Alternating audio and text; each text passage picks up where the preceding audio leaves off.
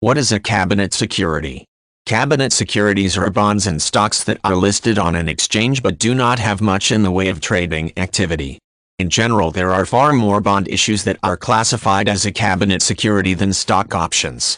It is not unusual for investors to own small lots of investments that fit into the cabinet security model, although few investors choose to build the portfolio around these types of stocks and bonds.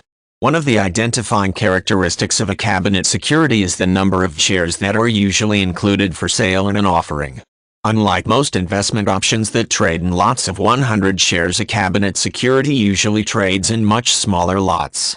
It is not unusual for a cabinet security to trade in a small lot such as 10 shares. In some cases, a cabinet security may be traded in a lot as small as 5 share units. The exact origin of the designation of these types of holdings as a cabinet security is somewhat obscure. Some financial historians trace the name to the usual type of storage for stock certificates that were used for decades by brokerage firms. Because they went into the cabinet and rarely if ever came out, they became known as cabinet securities. A second theory for the origin of the name is in a similar vein, comparing the storage of the security to that of the fine china in the home. Since the fine china usually remains in the china cabinet except for rare and special occasions, the lack of frequent trading activity on the cabinet security was a natural connotation.